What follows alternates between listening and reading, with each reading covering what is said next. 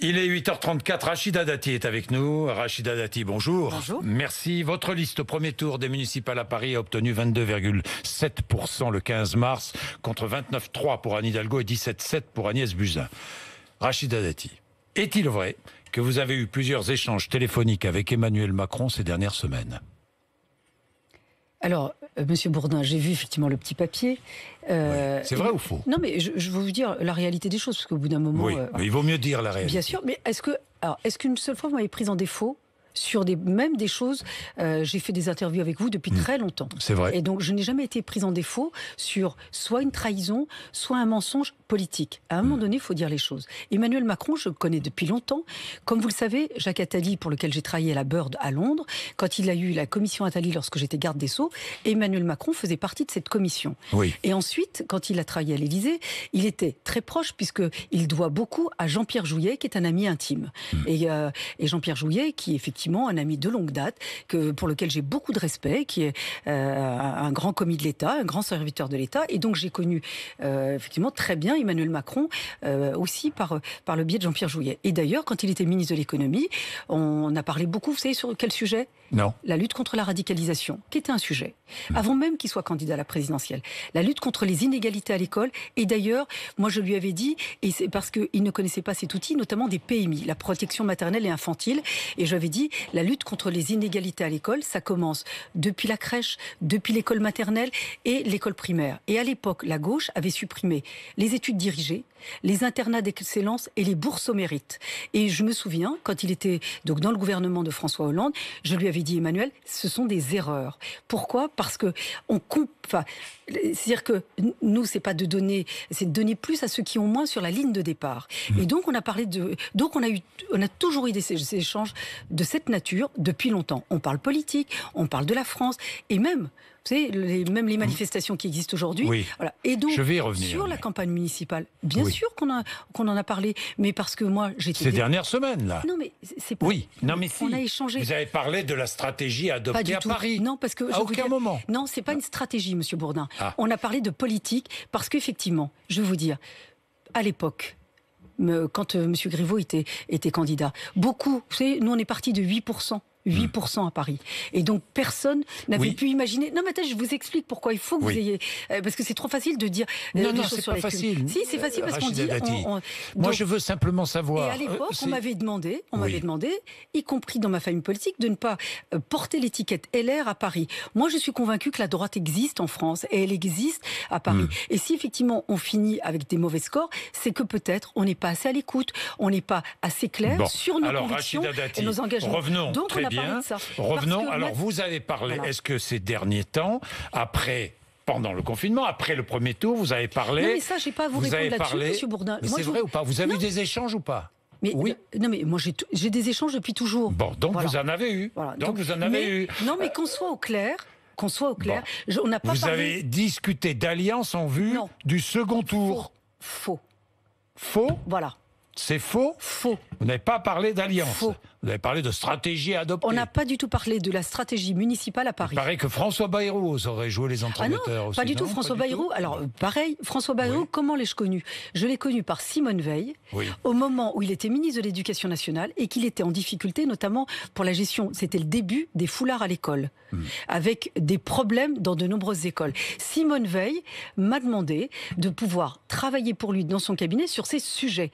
Et donc, nous nous connaissons avec Marielle de Cernez et François Bayrou depuis cette époque. Et nous sommes amis. Bien. Voilà. Alors, Agnès Buzyn était là hier. Je ne sais pas si vous l'avez regardé ou écouté hier matin. J'ai écouté. Elle était là, elle est candidate, donc. Est-ce que vous pensez qu'elle est candidate pour son honneur personnel ? Elle ne devait pas revenir dans cette campagne municipale. À sa place, vous ne seriez pas revenu ? Vous croyez avec votre caractère ? Mais je veux vous dire, moi, c'est toujours facile de dire à votre place je fais. Oui. Simplement le commentaire que je fais, qui est un commentaire, elle ne devait pas revenir dans cette campagne. De toute façon, en plus pour quelqu'un qui est candidat, qui dit j'ai hésité, mais finalement ça donne pas envie, hein. Surtout pas un combat pour Paris. Parce que l'enjeu de cette élection, c'est quoi ? C'est finalement, est-ce qu'on en veut encore ? Est-ce qu'on veut 6 ans de plus à Anne Hidalgo ? L'enjeu, il est simple. Voilà. La campagne municipale à Paris, voulez-vous 6 ans de plus Anne Hidalgo? Est-ce que vous voulez 6 ans de plus d'un Paris dégradé et d'un Paris qui décline?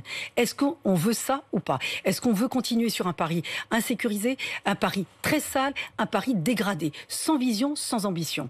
Un Paris qui décline, un Paris finalement confiné à vie. Un Paris qui se Agnès Buzyn affirme donc, avoir refusé tout accord avec vous. Mais alors, pas d'alliance d'appareil avec un parti, a-t-elle dit. Mais non, mais moi je l'ai dit bien avant eux. Et moi, lors des débats avec Madame Buzyn, on va la mettre face à ces contradictions. Souhaitait-elle revenir? Non. Elle est revenue parce qu'il y a une commission d'enquête parlementaire. Uniquement pour ça, vous pensez? Parce que, si vous voulez, elle pense que la campagne va lui servir de parce justification. qu'elle avait envie de se battre, alors, je sais pas moi, de retrouver son honneur, par orgueil, par je ne sais pas. Pour un responsable politique, revenir pour son honneur et son orgueil uniquement quand on est candidat pour une municipale comme une ville comme Paris. Monsieur Bourdin, vous n'avez pas été frappé hier, pas un mot pour les Parisiens, pas un mot pour le personnel soignant, pas un mot pour les victimes, pas un mot pour les malades, pas un mot pour effectivement de compassion, d'empathie. Elle n'était que sur elle-même. Moi, je suis choquée quand elle dit « Je suis très heureuse de pouvoir m'expliquer ». Vous l'avez reprise d'ailleurs sur ce terme. Nous, on n'est pas heureux. Quand je rencontre les familles atteintes du Covid, quand je rencontre des personnels soignants qui ont été à genoux, à terre, en étant en première ligne. Elle a dit, je suis très heureuse, le système sanitaire a tenu le coup. Grâce, a-t-elle dit, je suis la première ministre à avoir fait autant pour l'hôpital. Le président de la République lui-même a dit que les réformes qu'il apportait étaient des erreurs. Mais le système sanitaire, et vous avez des médecins sur vos plateaux régulièrement. Demandez-leur comment ils ont tenu. Demandez-leur comment ils ont fait face. Ils ont fait face parce qu'ils n'ont respecté aucune norme, aucune contrainte qui leur avait été imposée, y compris quand il y a eu des diminutions de lits en réanimation. Ils ont rouvert des lits sans demander l'autorisation parce qu'il y avait une question de vie et de survie, pour ne pas dire une question de mort. Et donc aujourd'hui, moi, je trouve un peu indécent de ne pas avoir un mot pour effectivement l'ensemble de ces victimes, pour avoir un mot pour les Parisiens. Parce que pendant cette crise sanitaire, on a été aux côtés des personnes âgées, des personnes vulnérables, des personnes fragiles, mais aussi auprès des familles qui, pour certaines, n'ont même pas pu être aux côtés de leurs parents pour les accompagner dans leur dernier voyage. Et ben moi, je vais vous dire, c'est un peu indécent ce que j'ai entendu hier. Bien, Rachida Dati, pas d'accord avec La République En Marche, on est bien d'accord, sauf dans le 5e arrondissement. Non, parce que... Alors c'est quoi cette histoire du 5e? Le 5e arrondissement... Ne comprend rien. Non, mais alors moi je vais vous le dire. Dites-moi, parce que... En tous les cas, le maire sortant, Florence Berthoud, avait l'étiquette La République En Marche, et voilà que vous vous alliez avec elle. Alors, oui, je vous explique. Vous êtes allié avec elle. Je vous explique, Monsieur Bourdin. Oui, allez-y. On peut me reprocher plein de choses. Moi, on ne peut pas me reprocher le manque de clarté. J'ai toujours été dans la clarté, dans mes convictions, dans mes engagements, parce que ceux comme M. Guérini, qui dit, comme Mme Buzyn, qu'on n'a pas les mêmes valeurs. Mais quelles sont mes valeurs? Vous connaissez mon parcours républicain. Mais on devrait être très content que des parcours comme les miens, en étant parti d'où je suis parti, puissent arriver à une plus haute responsabilité. Quelles sont mes valeurs? La trahison comme M. Guérini? Le mépris comme M. Guérini? L'arrogance comme Mme Buzyn? Non, ce ne sont pas mes valeurs. Ça, c'est vrai, nous n'avons pas les mêmes valeurs. Et donc, de la clarté. Justement, de cette alliance. De la clarté. Là, vous êtes alliés. Non, on n'est pas alliés. Bon, alors et vous êtes c'est quoi? vrai que La République En Marche, Mme Buzyn elle-même, et jusque très tard, on s'est parlé au téléphone. Elle souhaitait que je prends les termes, Mme Burkli et Mme Berthoud. Je vous le dis, et elle ne peut pas le démentir. Je n'ai pas voulu. J'ai refusé. Et donc, en me disant... Si vous les sauvez, en contrepartie, on retire des listes dans le 10e, dans le 11e, dans le 13e. On fusionne par certains endroits. Elle ne peut pas le démentir, c'est la réalité. J'ai refusé. Madame Berthoud nous a appelés plusieurs fois depuis le début. Je ne lui avais jamais parlé au téléphone. Parce que d'ailleurs, j'avais appelé Madame Buzyn pour lui dire « Je ne ferai pas d'accord parce que vous ne voulez pas revenir dans cette campagne, dans votre dos, pour ne pas que vous ayez le sentiment que je profite d'une situation. » Et Madame Berthoud, jusqu'au dernier moment, nous a effectivement tendu la main. Pourquoi? Parce qu'elle n'est pas REM. Aujourd'hui, elle est divers droite. Elle n'est pas République En Marche. Oui, elle n'est pas République En Marche. Elle ne l'est plus. Elle ne l'est plus. Oui, elle ne l'est pas. On a eu un accord. Et je n'ai pas accepté de contrepartie. Vous avez donc un accord avec Florence Berthoud. On est bien. Donc elle votera. Divers droite. Elle votera Dati. Elle votera Dati. Bien sûr. Elle Bien votera sûr. Dati. Enfin, l'accord ne peut être que là-dessus. Pour la mairie. Bien sûr. Bon, elle votera Dati. Et pourtant, vous avez dit de cette femme, vous avez dit beaucoup de choses. Bien sur elle. sûr. Mais Vous parce avez que dit que c'était une traître. Vous avez dit les traîtres. Il y a des gens qui trahissent sans qu'on leur demande quoi que ce soit. Puis je pense que des gens qui trahissent trahiront de nouveau. Bien Donc, sûr. elle va peut-être vous trahir, non?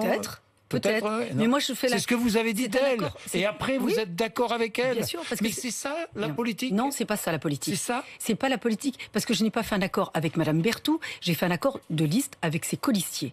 Et dessus, par exemple, le numéro 2, qui est un ami de M. François Bayrou, Pierre Casanova, qui est quelqu'un de bien. Moi, j'ai fait un accord collectif. Mais ça n'est pas un accord avec la REM. J'y tenais absolument. Je veux de la clarté, de la cohérence.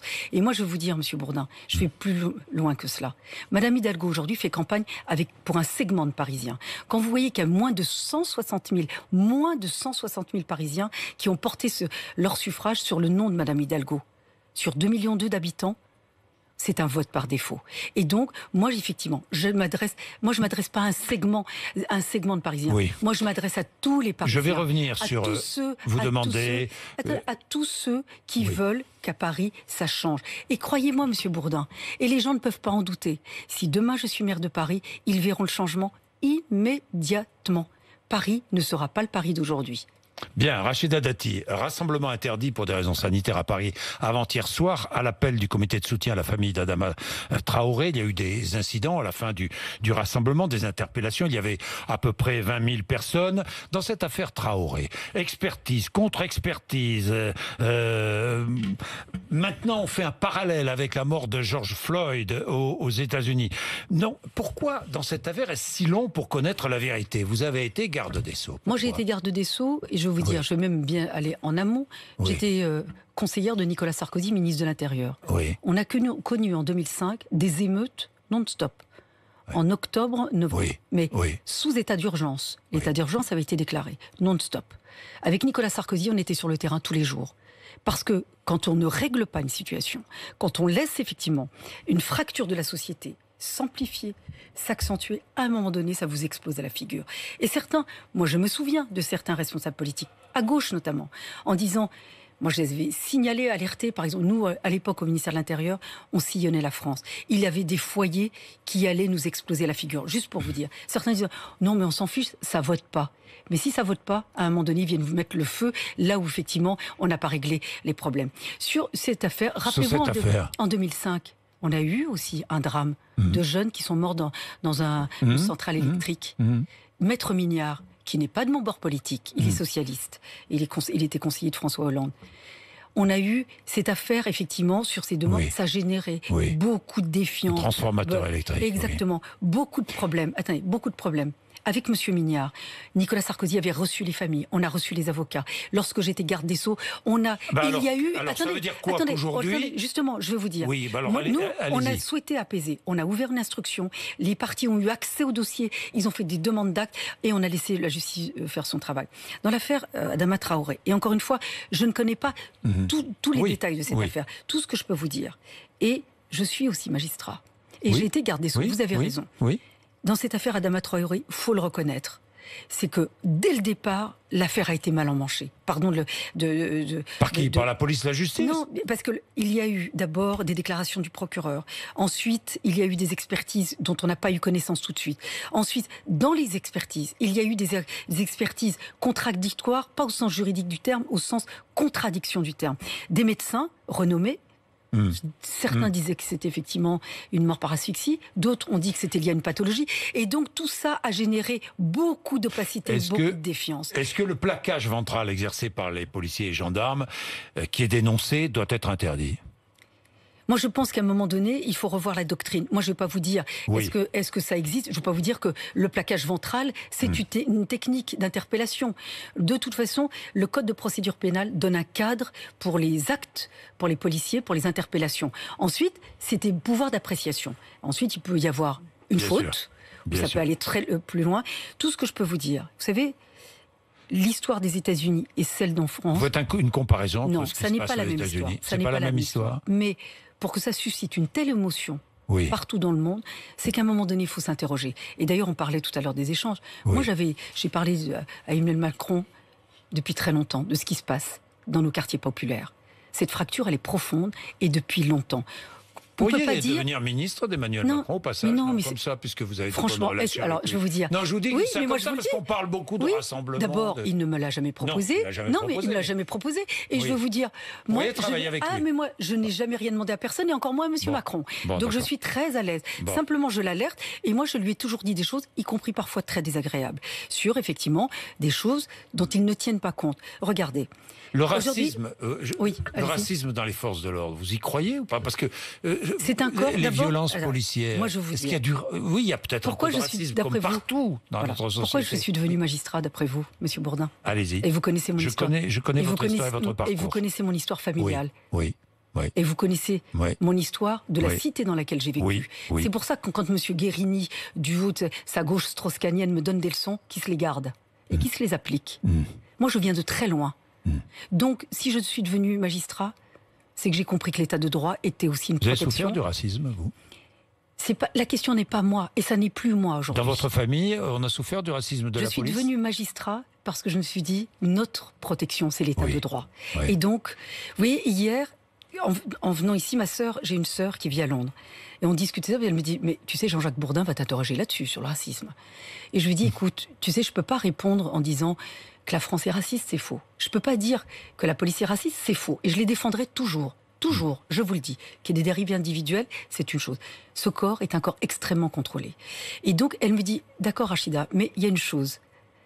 Cette émotion que ça a suscité, est-ce que ça ne te renvoie pas à des gens que tu as défendus, des gens que tu as soutenus, contre lesquels on s'est battu, quand on était plus jeune, quand on habitait la Cité de la Liberté, à la Cité du Bout du Lac, à la Cité du Stade.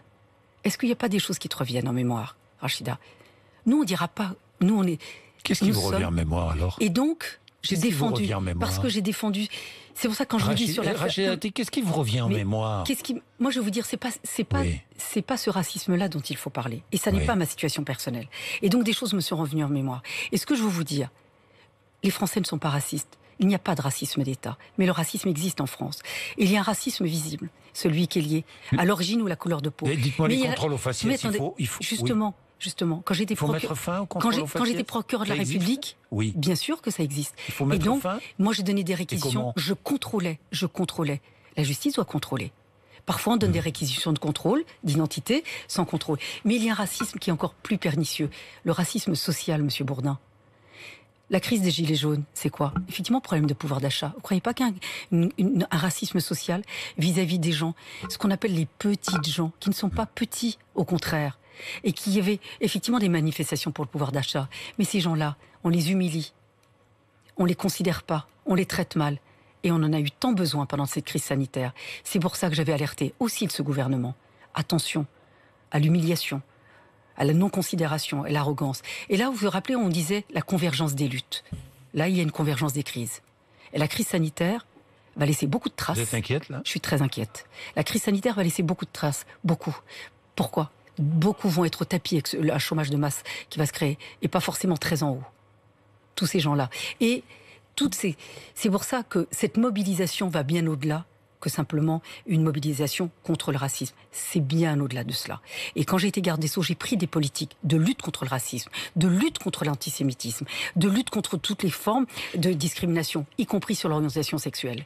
Et vous le savez, moi, mes combats, ils sont là. Ça a été des combats de vie, mais pendant très longtemps. Et parfois, on n'échappe pas à son enfance. Des combats de survie. C'est pour ça que, attention, ces combats-là, ce que l'on voit aujourd'hui, je pouvais me taire. Je pouvais vous faire une réponse très politiquement correcte parce que je suis en campagne. Je ne peux pas me taire. Aujourd'hui, c'est ce qu'il se passe. Il faut en tenir compte. Parce que beaucoup de politiques, je vous le dis, y compris ceux qui sont au pouvoir aujourd'hui, disent c'est pas grave. Ces gens-là votent pas pour nous et ils ne votent plus. Ils ne votent plus. Et donc, c'est pas grave. On sera réélu par défaut. Et donc, avoir le pouvoir uniquement pour avoir le pouvoir, moi, j'aime trop mon pays. J'aime trop la France. Et si je suis là aujourd'hui face à vous, c'est la France qui m'a permis d'être ce que je suis.